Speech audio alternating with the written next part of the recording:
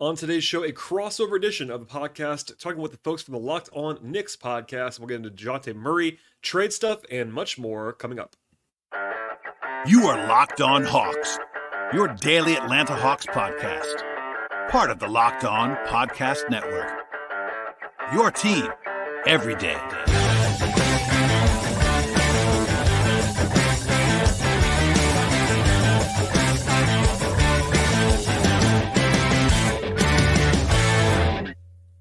Hello, friends. Welcome to episode 1633 of the Locked On Hawks podcast. I am your host, Brad Rowland, coming to you on a Thursday evening, and I am joined on today's podcast. In fact, in crossover fashion, I'm basically the guest on this show by the folks at Locked On Knicks. We talk all things Dejounte Murray. They asked me to come on the podcast, and here we are talking about Dejounte trade stuff for the most part, but I'm sort of in the role of providing information on Murray on this podcast. So some folks, I'm sure, will have heard me share a lot of this information in the past, but sort of a bonus episode, a crossover, and a good sort of bridge between the game on Wednesday that the Hawks, of course, prevailed in last night as I'm recording this podcast, and then they also have a back-to-back on Friday and on Saturday. We'll have full coverage of those games as well. If you missed it, by the way, I covered the game on Wednesday in great depth from being in the building last night, as well as the latest trade stuff at the end of that podcast.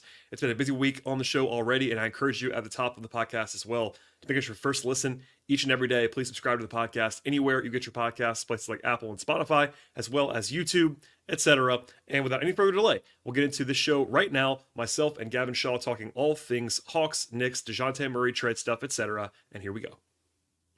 All right, guys, as promised, it's a Locked On crossover. I'm Gavin Shaw of the Locked On Knicks podcast. He's Brad Rowland of Locked On Hawks, and we could only be talking about one thing: how much we love Trae Young. No, it's Dejounte Murray trade. Rumors abound on the Knicks' interest. I'm a little bit dubious in terms of just how interested the Knicks are, but they're certainly one of the teams in the conversation when you hear Dejounte Murray's name brought up. So, Brad, I think there's only one place to start. Like, how much of a certainty is it that the Hawks ultimately move off Dejounte Murray before this trade deadline?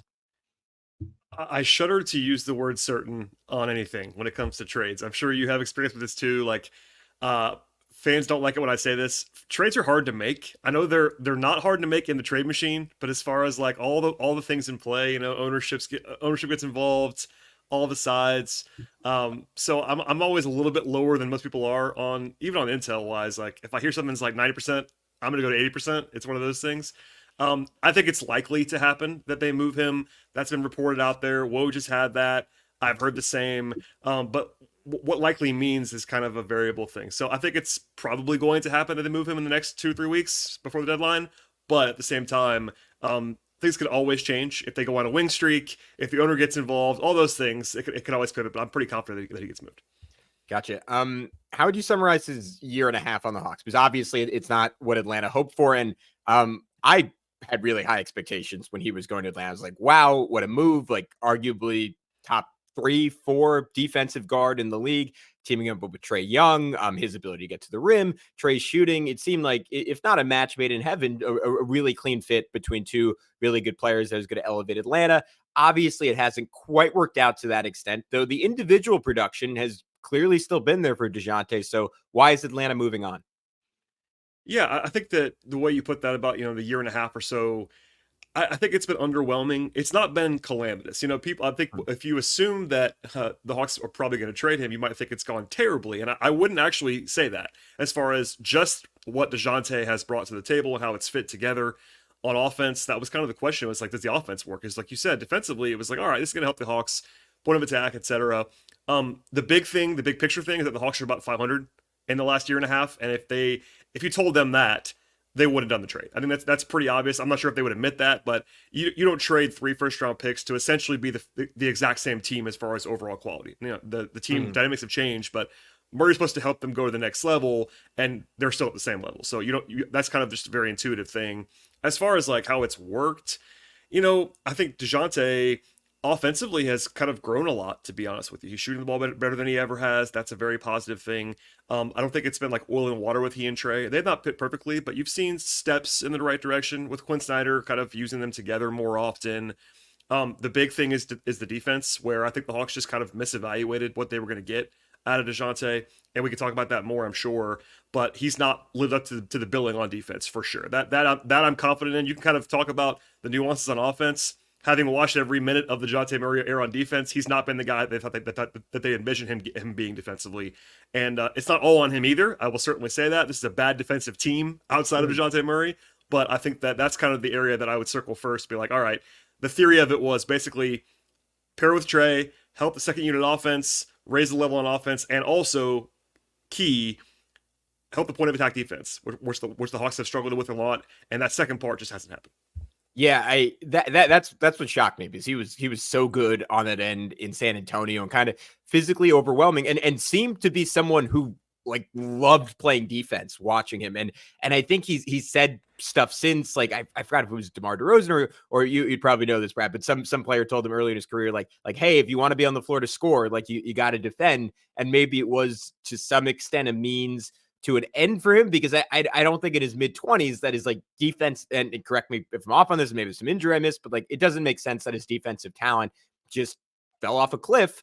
And the fact that he's not as good, I mean, it feels like a priority thing, like how he sees himself as a player, and maybe just a little bit of a cultural thing. And not that like his last Spurs team was anything incredible on the defensive end of the floor, but just the years of infrastructure and pride on that end in San Antonio. And then you come and you see Trae Young, I mean, this year obviously giving a much better effort, but struggling. And you're like, man, why am I the star guard who has to do all this? I'm just as good as of an offensive player. But Brad, that's me guessing on from your perspective, actually having, to your point, watched every minute of Dejounte. What's been the issue for him on the defensive end in a Hawks uniform?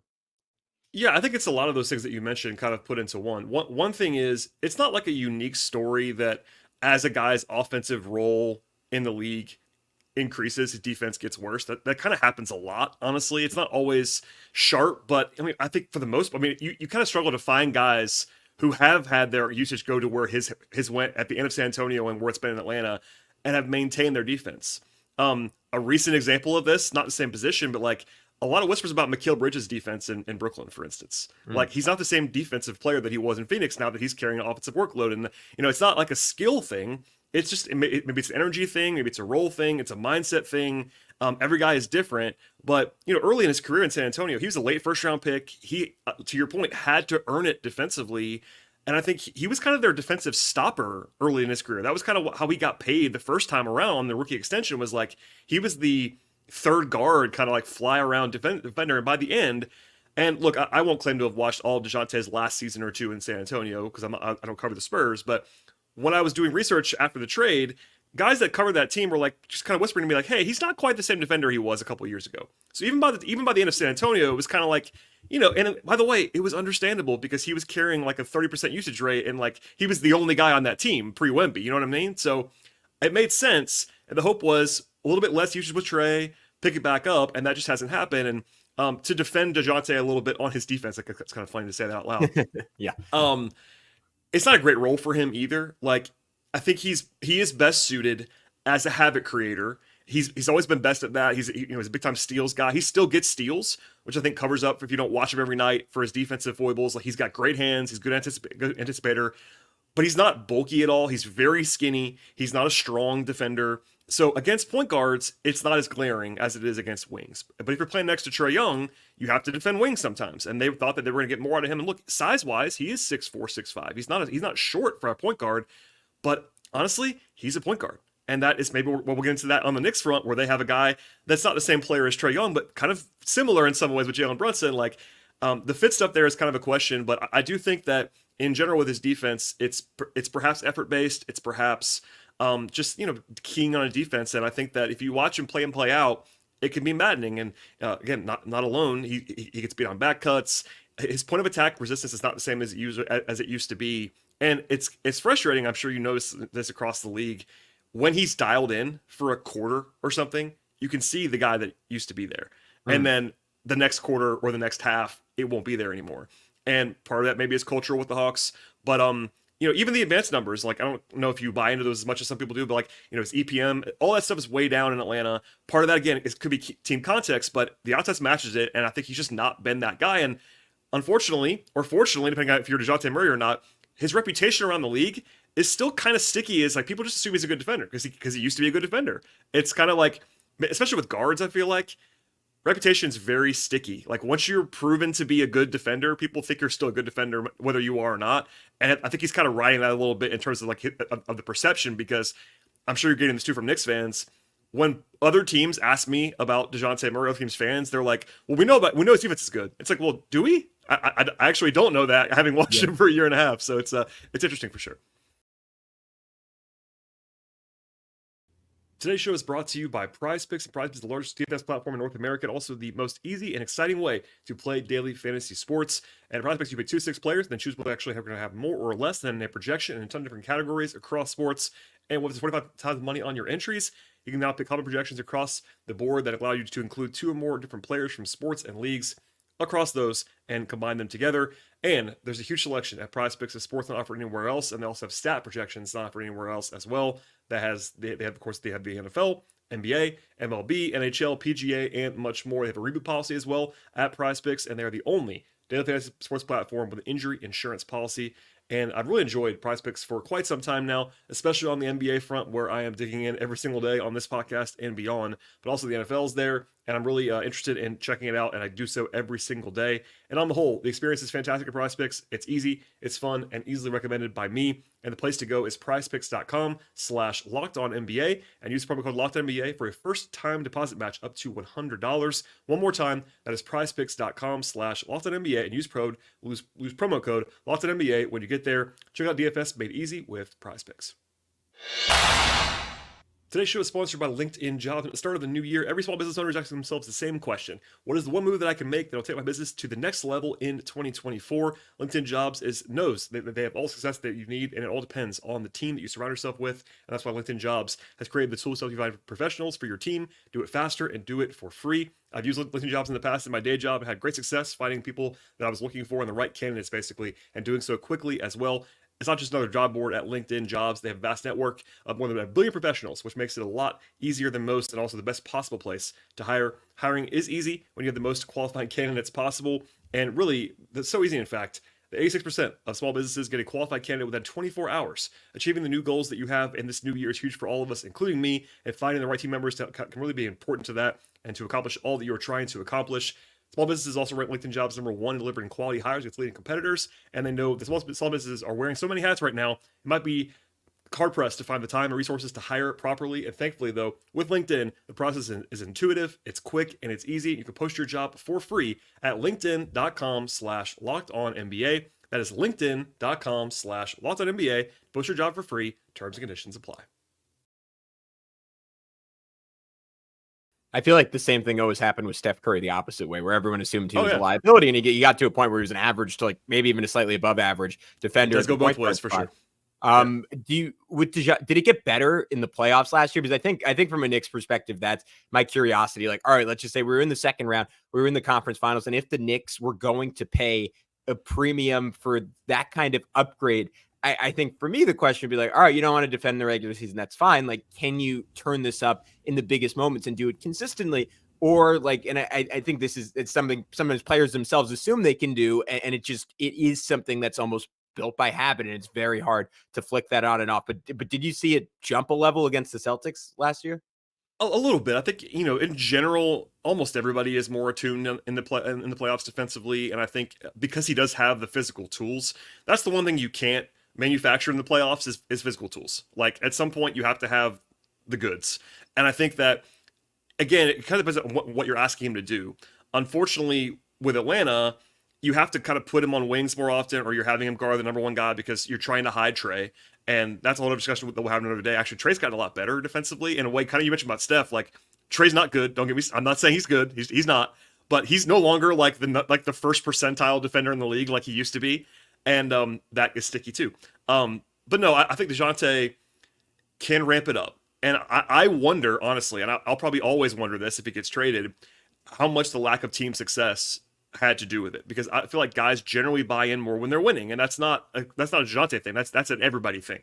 The vibes are better, and defense is sometimes about effort and execution and attentiveness, all that stuff. And I will always wonder if they had more success, would that have translated into more energy level or whatever it is and just fit overall. So I think in the Boston series, it was a tough matchup for him because Boston is big. Like he was having to guard Jaylen Brown. He was having to try to, it wasn't like he had somewhere to hide. So that's a little bit of a challenge, but maybe that'd be the case in New York as well. So I think he can do more. I'll kind of always believe that. Whether he's able to do that in a playoff series to where he used to be, I kind of think the old guy is gone, to be honest. Like the old first 3 years in his career stopper, I think that guy's probably gone. I think that he can be and probably would be better in another spot if he was just bought in and also used in a way that was like more fitting of his skill set, if that makes sense. Gotcha. All right. And then I think the next most important thing to establish is what the fit would look like next to Jaylen Brunson, who is a different player than Trae Young and certainly not as ball dominant, but does share some similarities. And when we've discussed the trade on our end of things, or like a theoretical trade for Dejounte Murray on our end of things, that's where I always get caught up, where I feel like it would be recreating the Julius, Jalen, RJ Barrett dynamic in some ways, a Blit with a much better player. But like I feel like it would be a little bit of dueling banjos, and my feel for what it's been on the Hawks has been a little bit of that. And now that fit, I think, has been made substantially better by the fact that he's having easily the best 3-point shooting season of his career, most attempts of his career, best percentage since his rookie season when he took like half a three per game. He's just for people who don't have the numbers, he's taking 6 per game this year, and he's hitting 38.3% of them, which is obviously awesome. So I guess what I'm getting at here is like, how do you think it would look with Jaylen Brunson, and how real is the shooting? Because that would need to sustain for the Knicks to have interest in this move. If not, like if he's more so the 3-point shooter he's been for the bulk of his career, which the 4 years before this one, 32%, 33%, 34%, I think it makes a heck of a lot less sense for the Knicks to go and try and get him. Yeah, it's really kind of ironic how parallel it kind of is even to Atlanta. Again, Trae and Jaylen are not the same guy, but they have, they're both smaller point guards who have the ball a lot, and it's kind of the same theoretical fit in some ways. Like not only the defensive questions, which are certainly, we already talked about those, but offensively, I don't think that that's Murray's best role. Can it work? I think yes. I think even he and Trae have had nice flashes together to where like the Hawks have still been good offensively with those guys on the court. They've not been as good as they hoped that they would be, but it's not like it hasn't worked at all. It was a lot of your turn, my turn earlier in their tenure. Part of that was their coaching. Nate McMillan was kind of an old school guy and didn't really run a lot of like complementary sets with those guys. Quinn's gotten them going a little bit more playing off of each other, which has been more effective. I think ultimately the broad view I would give you is that I think Dejounte is going to be best somewhere where he's the point guard, and obviously that would not be the case in New York, nor is it the case in Atlanta, where the guys they have are just better than he is at running the offense and all that stuff. Now, Dejounte is a really, really talented scorer, which does help a lot. Like, he loves the mid-range, for better or worse, but he's one of those guys that's actually good enough at it where it doesn't kill you. You know what I mean? Some guys are in love with that mid-range shot, and it's kind of to their detriment. He's actually good at it. It can be frustrating, but he loves that shot. The three-point shooting has been an emphasis a lot in Atlanta, not only for him, but for the whole team under Snyder, and they've kind of gotten a lot more up as a team. And I do believe in the improvement there. I'm not sure he's a true talent 38% three-point shooter. Like, I'm not sure that's actually real, but I think he's better than he's ever been, if that makes sense. He's more confident taking them. He's looking for them more often. The catch and shoots are there. Because previous to this, he just didn't have a good feel for catch and shoot jumpers. Like he had to catch and hold. And look, his natural tendency is still a catch and hold. Like, he doesn't like to make quick decisions. He'll do it more now. I think he's been coached hard to do that in Atlanta by Snyder for about a year now. But I think his natural feel is to like catch, hold, observe, make his move, that kind of thing. He's not a quick guy like that. But when he lets it fly, it goes in. One of the challenges though with Dejounte is that, I know you're accurate in saying this has been his best season as a shooter. He's still a below average efficiency guy in every single season of his career, true shooting wise, because he doesn't really get to the line very often, and he doesn't really make a high percentage of his twos. Now, they're tough shots, so there's a lot to be said for that. But broadly speaking, he's not ever been an efficient shooter. It's gotten better. This year's his career best, and I wonder in New York if it would be even better than that. But I do wonder like where his real baseline is now, because I'm not sure 38% shooting for 3-point range is sustainable. And if that goes down to 35, yeah, taking more threes is good, and it definitely helps you, especially when you're a secondary player, but it's still not his best role. I will kind of go to the mat on that. Like, I still think that he wants to, deep down, be the guy, and also I think he's just more comfortable, and his skill set is more of a point guard who wants the ball all the time and makes decisions like that and operates like that. Today's show is brought to you by Gametime. You should never have to be worried about buying tickets to any event in your area. And with Gametime, you never actually have to worry whatsoever. They have last minute deals on tickets for football or basketball or baseball or hockey, etc. They also have concerts, comedy, theater, and more. It's really easy to navigate and also find and buy the tickets that you're looking for in any event across your community. And they're also obsessed with finding you the best ways to save money on those tickets that they're offering. They have zone deals for an average savings of 18%. And at game time as well, you can actually view the seats that you're looking for in the venue that you're actually evaluating to help you know exactly what to expect when you arrive at that venue. They have all-in pricing as well, and that really helps you know your total up front without any of the hidden fees some other places might happen to have. And there's peace of mind with the Game Time app. The Game Time guarantee means you always get the best possible price at the Game Time app. Take all the guesswork out of things and when it comes to buying tickets by using Game Time right now. And the place to do that, and the way to do that, is download the Game Time app today, create an account, and then use promo code LOCKED ON for $20 off your first purchase with Game Time. Terms apply. Again, create an account and use promo code LOCKED ON for $20 off with the Game Time app. Download the Game Time app right now today. Last minute tickets, lowest price guaranteed. I think a big part of the Knicks calculus would be, all right, who are the even bigger names that we're targeting for like Leon Rose's like grand master plan, and how would Dejounte Murray fit on those teams? Because I do think he would ultimately be a stopgap for the New York Knicks, and that's where this trade maybe falls apart ultimately. Like, how many assets are you willing to give up for someone who's a stopgap? Is he going to be worth the equivalent of those assets on an extension that's pretty reasonable, if I'm remembering correctly, 4 years, $120 million. And like trading him like in the Knicks perfect dream world, the Sixers blow up, they get Joel Embiid, and Daryl Morey says, oh, Dejounte Murray and Tyrese Maxey, that's pretty good. But I look at all these teams, I'm like, all right, do they have a point guard in place that they think is better than Dejounte? And do they sort of think the same thing you're saying, and the same thing I've kind of been thinking from a Knicks perspective? Like, you get him, he's great, he's clearly an upgrade. Is he overqualified for what you want him to do and underqualified for what he wants to do? And I think that's sort of the rub, and that's why it's going to take a very specific team to trade for him, because I think what the Knicks are ultimately looking for is someone who can substantially elevate their second unit. And that would be, I don't know, in the playoffs, what is it, like 12 minutes a game where Dejounte gets to shine and gets to cook as the number one guy. But Jaylen Brunson, like at that time of year under Tom Thibodeau, he's playing 36 to 40 minutes a game. And the majority of the time Dejounte is on the court, he's going to be the second, or like for long stretches, the third option. And I to your point, like, he can do that. And obviously he can do that better than someone like Dante DiVincenzo. I'm just wondering if he's happy in that role. And if you're the Knicks, is that ultimately the right allocation of assets to get someone who's a fit, but not the quote unquote perfect fit for what you're giving up? So I guess where I'm going with that is, given what the Knicks, like that calculus for the Knicks and what they might be willing to give up, where do you kind of put them on the pecking order between teams like the Lakers, Nets, Spurs? I saw the Heat thrown out today. I'm sure there's 3 or 4 others that I haven't mentioned that you're well aware of, in terms of potentially trading for him. And like, in your mind, like who's kind of the favorite to go and get him at this point? Yeah, and it's tough because there's like 2 different sets of rankings, right? It's like which teams have the stuff the Hawks would want, and which teams want Murray the most. You know what I mean? And also which teams need Murray the most. It's almost like there's 3 things. Like, there are teams like Brooklyn or like Orlando that I think would be like the best basketball fit for Dejounte Murray. Like, they just need a guy.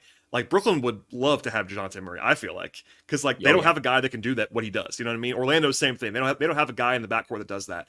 But they haven't been, at least in what I've heard and what's been reported so far, as eager that I've heard to go get him.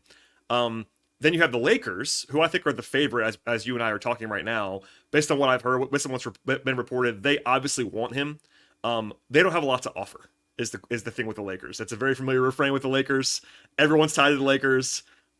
He's a clutch client, which we could even talk about or not. The CAA clutch thing is very much out there. It's been reported, talked about. I don't know how much that's going to matter, if at all. But like, I think that if he gets traded as we record this, I would say the Lakers are the favorite, but only because I think that they are actively the one that's like pushing hardest for him, from what I have heard. But they don't have a lot to offer. Like, so the Knicks have more attractive assets than the Lakers do to the Hawks. I have to think that. It's just whether the Knicks are willing to trade those assets.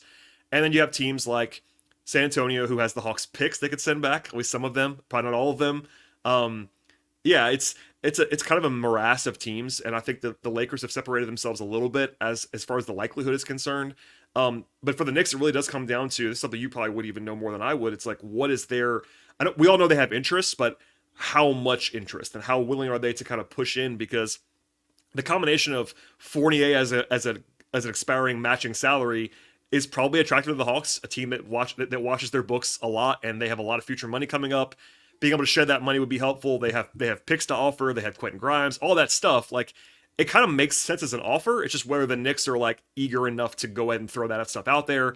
Because if they wanted him, if the Knicks decided, hey, we're gonna go get Dejounte Murray at all costs, they would be able to do it. I think we kind of know that. Whereas the Lakers, I'm less sure of that. Even if they put everything on the table, I'm not 100% sure they would get him. So it's like, it's this weird dynamic of the Hawks are reportedly asking for two first-round picks. That's maybe a variable thing based on what else you can offer. Like, if you're trying to attach bad money, then yeah, definitely two first-round picks. If it's like a pick and an asset, like for instance, a Quentin Grimes, something like that, maybe that's more attractive. I don't know, but they are going to want something considerable. They're not going to give him away for free. That's one of those things that like everyone assumes that once a guy's available, it's like, well, they're definitely going to trade him for nothing. Well, no, they're going to trade him for something good, or they're not going to trade him. That's what it is. So that's a long rambling answer, but it's definitely different schools of Hawks interest, Hawks desire versus like, also Murray plays a part here. Whether you want that to happen, this is the real NBA behind the scenes is like, yes, he's signed on an extension for 4 years. I don't think the Hawks are going to trade Dejounte Murray to somewhere where he would be throwing a fit to go there. That's just the reality of the situation. It very rarely happens with this level of player that guy goes to a spot that he doesn't want to go. Like, it has happened, you know what I mean? But agents are powerful, especially when you have probably one of the most powerful agents in the league and Clutch/Rich Paul behind Dejounte Murray. Like, I don't think he's going to get sent to his places they doesn't want to go. So that's part of this too. Yeah, it always. I mean, you didn't see Charlotte dumping 10 first-round picks for Kevin Durant last year for a reason. I think Yeah. It ultimately, like, you just end up in the same situation. You need buy-in. I mean, these guys are human beings, and if they don't want to be there, yeah, they'll show up and play. Most guys are they won't. Most guys are not going to hold out. You know what I mean? But you're not going to get the best out of a guy unless he wants to be there. Of course. And presumably most guys want to be in New York to some extent or another. With Dejounte, like, my question would be like is his grander priority versus a market like getting to be the point guard? And then to your point, like Brooklyn, Orlando in particular makes like an immense amount of sense for him, even with all the morass of guards they have there. Like, he would be such a good fit with Paolo and Franz. But from a Knicks perspective, in terms of what they would give up, I think something in the framework of a first round pick, Quinn Grimes, Evan Fournier, probably is the trade. It was reported by the Athletics, Fred Katz. The Knicks are actively like listening to offers on Quinn Grimes right now, and just based on him not being upgraded in the rotation, despite the fact that they traded two guys out and really brought in only one substantially used perimeter piece in OG Anunoby. Like, Grimes is, if anything, played less after that. So that's been a pretty clear sign he's on the outs with the Knicks. I personally disagree with that. I really love him as a player. I think he would be really great in Atlanta and like a very clean fit next to Trae Young with how talented of a passer is, and the fact that Grimes hasn't developed very much as an on-the-ball guy. Like, I don't think that would be nearly as much of an issue playing with Young as it's been on the Knicks, who are trying to use him more as a bench scorer. And I think maybe had hopes that he would be a little bit more of a bench creator. I think where this would break down or come down to is how valuable the first round pick. Atlanta would presumably want that, and correct me if I'm off on this, Brad, I would think they'd want that pick to be as far out as possible, or at least 3-4 years out, versus like this year's pick from the Knicks, which is obviously not going to be all that great.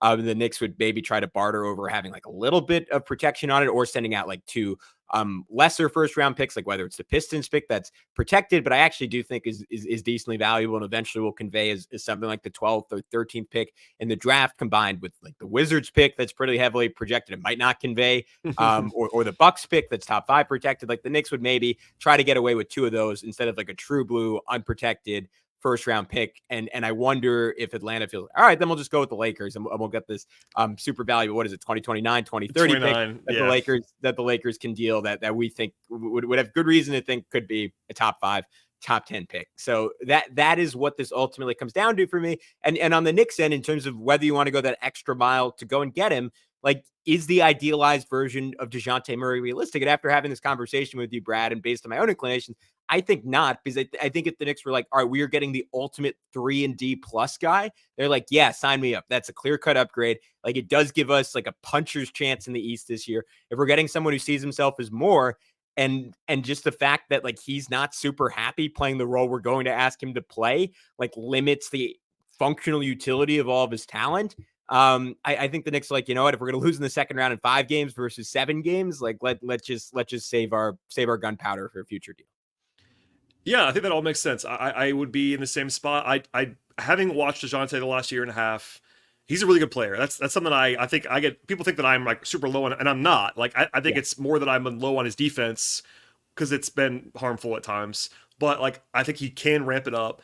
And I just don't love the fit in New York. I don't hate it. It's not like it's untenable. Whereas like if the Knicks traded for Dejounte Murray as a non-Hawks, like put the Hawks stuff aside, I'd be like, okay, I at least get why they would do that. You know what I mean? He does have the rep on defense. He does give them another guy that can handle the ball and score. And the contract, like you said, is very reasonable. Like I know it was the most the Hawks could offer him legally, but like people have said max. It's not even close to the max. Like he got the maximum allowed offer, but it's not a max contract. It's a good value for what he actually is. It's just that if you're the Knicks and you're trying to hold your powder, like you said, like this is kind of it's not an all-in swing on him, but it's a use some real asset swing on a guy who's going to be making a lot of money in the future. And going back to the Hawks for a second, like it's funny because the Knicks have such wiggle room on all these picks that they have coming in, and they have their own picks. So it's like the negotiation could be very complicated. If you're the Hawks, maybe you're looking for 2 of them, but like you're not going to get 2 good ones. Like it's going to be maybe you get 1 decent one, and maybe the Pistons pick. All those things, like there's that conversation. Whereas the Hawks draft picks are like they have 1 they can offer, and that's it. It's just this very interesting, and the Kings pick, I guess. But no, I can see them talking. I can see the Knicks drawing a line in the sand, as most teams should in negotiations, and saying this is going to be our offer and take it or leave it. I don't know if the Hawks are going to get there or not. And if I was the Knicks, I would not break the bank for Murray. I wouldn't if I was the Knicks. Now, they're not going to listen to me. Sometimes you'll probably find this funny.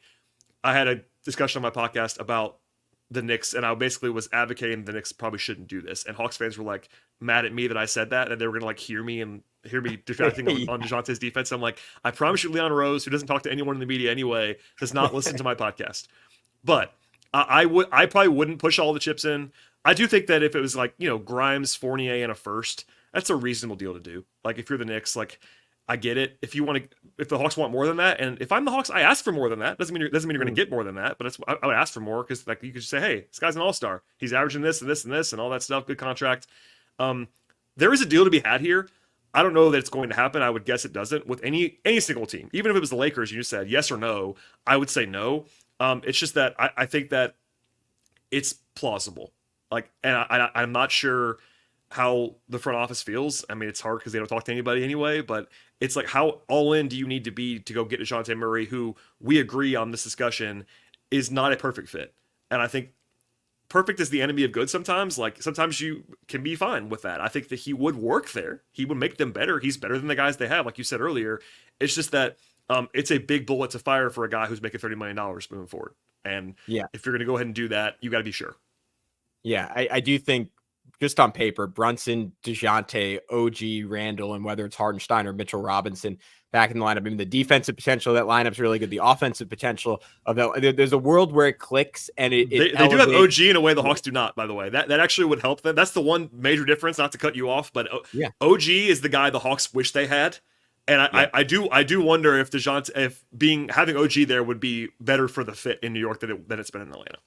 Yeah, because I think we've seen him have almost like a Pied Piper effect defensively for the Knicks, where you watch him defend and you're like, oh, I want to go and do that too. And it's why I've been begging for the Knicks to give him and Grimes some minutes together, because I think that would just be terrifying in the playoffs if you got that clicking and working at the right time. And I think Dejounte would at least have the potential to replicate what Quinn Grimes brings defensively and offensively. I mean, it's 3 guys who shoot the ball really well. Randall, who like in the right series could get hot, and all of a sudden like the Knicks have some real spacing in a way they haven't in the past. And obviously DeJounte's a slight downgrade from DiVincenzo just from a spacer perspective, because DiVincenzo has been one of the best shooters in the league, but with everything he brings as a secondary creator and bringing their bench probably back to one of the better bench units in the league, there are real reasons to do it for the Knicks. And I don't want to just seem like I'm a total downer on it, because like you, like I think I'd very quickly talk myself into it if the move actually happened. There's just enough there to give you pause that I don't think it ultimately goes down. But if it does, Brad,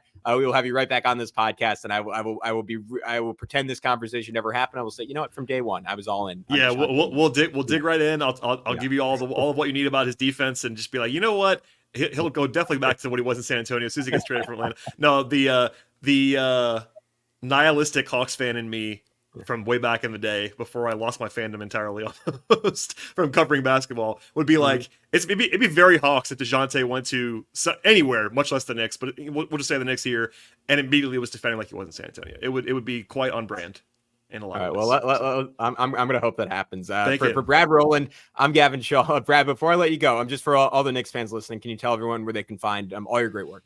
Yeah, appreciate it. You can find me on Twitter/X. I'm not sure how you refer to it on your show. I always go Twitter, but it is what it is. At BT Rowland. I am the host of Locked On Hawks podcast, and that's the place to find me. So check it out. Appreciate it. I'm a Twitter man myself. Brad Rowland, Gavin Shaw. We'll talk to you very, very soon on both Locked On Knicks and Locked On Hawks.